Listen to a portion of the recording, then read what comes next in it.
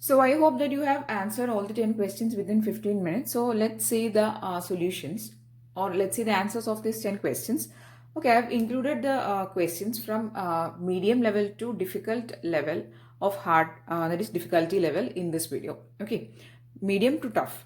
Okay, so the first question is, a silicon PN junction diode under reverse bias has depletion region of width 10 micrometer. That is, the width of depletion region D is equal to 10 micrometer. The relative permittivity of silicon epsilon R is 11.1. I'll write it here.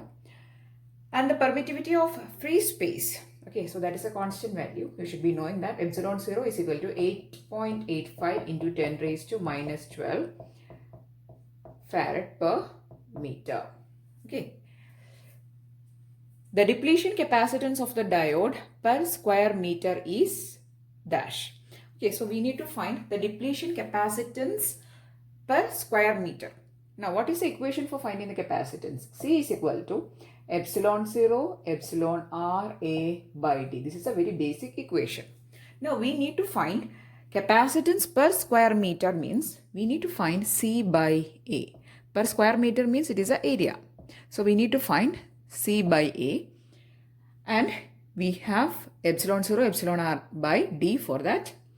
That is for finding C by A. We have the value of epsilon 0, we have the value of epsilon R, and also we know what is D. So just substitute these values in this equation and you'll be getting the capacitance, which is a depletion capacitance per square meter. Okay, this is a direct equation. You just have to know that you need to find C by A, not C. Okay, so C by A is equal to epsilon 0 is 8.85 into 10 raised to minus 12 into epsilon R is 11.7 by, what is D? D is 10 micrometer, right? 10 into 10 raised to minus 6 meter. Okay, so the answer you'll be obtaining is approximately 10.35 something microfarads. It is capacitance, so it is microfarads. So you can round it off as, here the options are 100 microfarad, 10 microfarad, 1 and 20. So the correct answer coming is option B, which is 10 microfarads is the correct answer for this question. Option B is the correct answer. Moving on to the next question. It is from optical communication.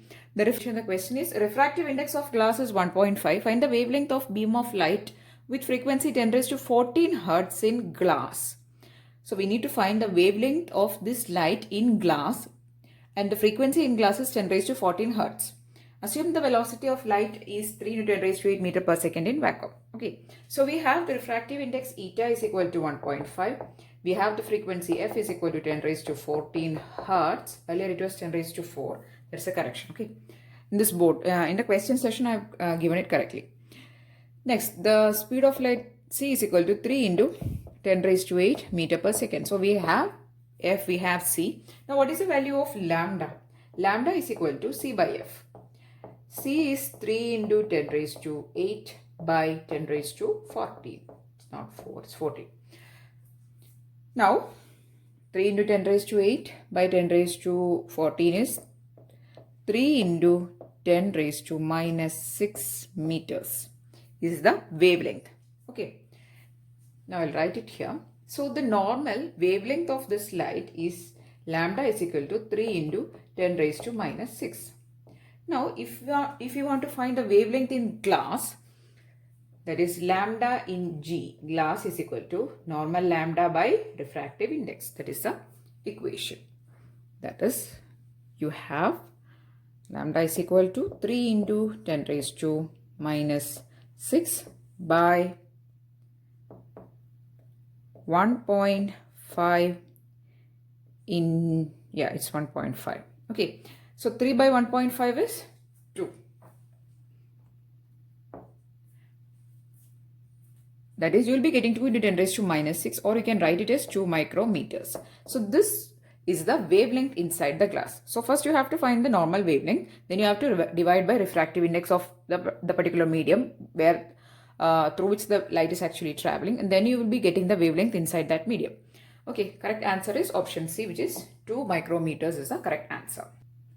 The next question, which is question number 3, is from electromagnetic theory. The question is related to Smith chart. Okay, so we have done a separate video on Smith chart basics and also calculating of VSWR.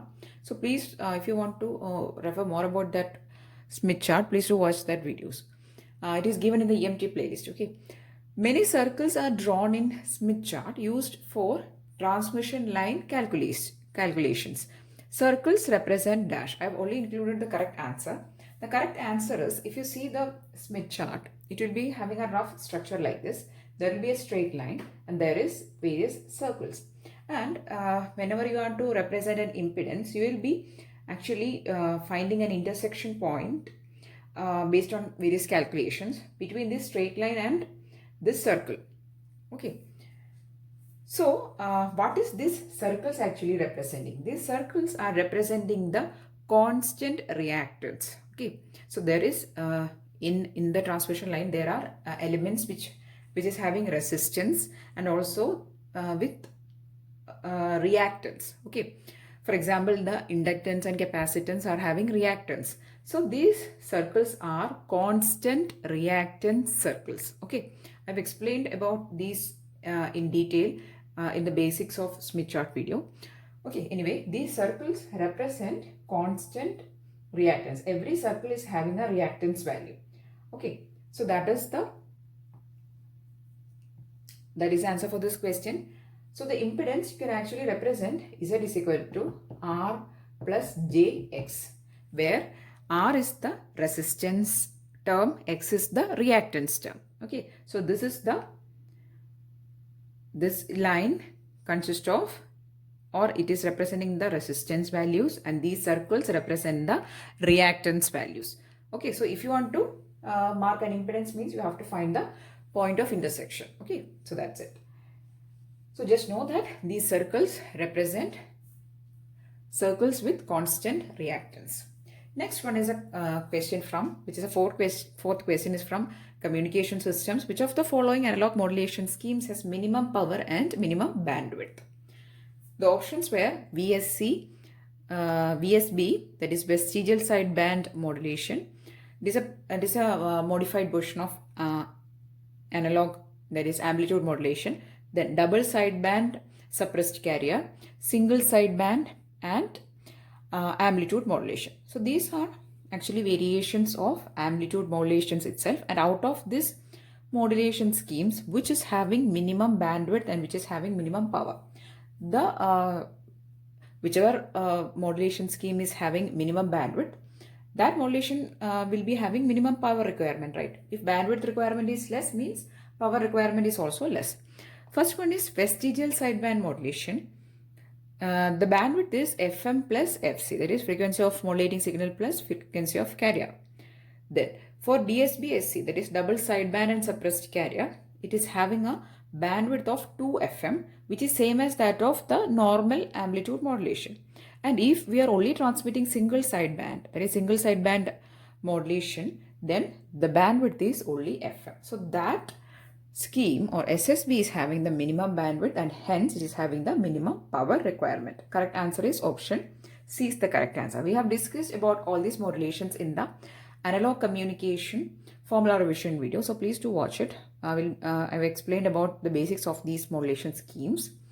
Okay, so anyway, the correct answer is option C is the correct answer. The next question is from digital electronics session. It is from the session of multiplexers. Okay, so there are two multiplexers here. They are 2:1 multiplexers. This is also 2:1 multiplexer. You need to find what is the output function, the Boolean function implemented. You need to find the correct answer. Only I have included. I'll be explaining how this answer is actually coming. Okay, so this is a 2:1 multiplexer and this is the select line. And if you write the output equation for this 2:1, only this one, okay. If you write the output equation for only this 2:1 multiplexer, it is having the equation. When B is 0, you can see when the select line B is 0, C will be selected. That is B bar C plus, and when B is 1, C bar will be coming, right? That is when B is 0 means this line is selected. When B is 1 means this line will get selected. Now when B is 1, the line 1 is connected to C bar. So it is B C bar. Okay. So this is the output equation for this 2:1 multiplexer. Now this is connected to the select line of this second 2:1 multiplexer. Okay. We'll keep it that like that. And we'll write what is the equation for this multiplexer. When E is 0, actually a 0 is coming. So when E is 0, that is when E bar is coming, we are taking a 0. So we don't have to consider that. It will get cancelled.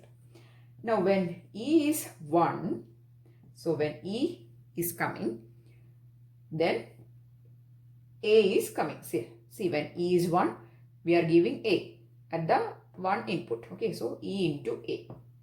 So this is the output function of this 2:1 multiplexer. Now the output function of this 2:1 multiplexer is actually our required output, which is F. Okay, so this is actually equal to F.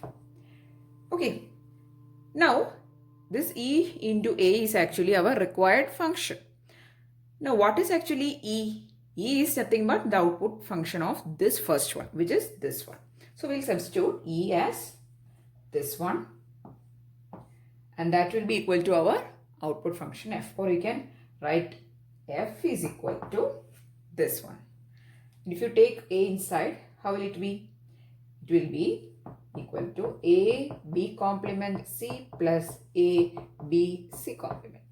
Right. So this is the output equation. That is how the option B is coming as the correct answer. Sorry, option A is coming as the correct answer. The correct answer for this question is option A. Moving on to the sixth question. The maximum power that can be transferred to the load from a voltage source. Okay, so this is the load RL. Now what is the maximum power? P max is equal to Vs square by 4RTh. Okay, that is the maximum power. Okay. Now what is this RTh?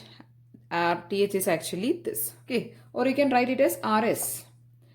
Okay. What is Bs square? It is 10 into 10 by 4 into 100. Okay. That is 100 by 100 into 4. That will be equal to 1 by 4. 1 by 4 is 0.25 watts. Okay, so the correct answer is option C is the correct answer, which is 0.25 watts.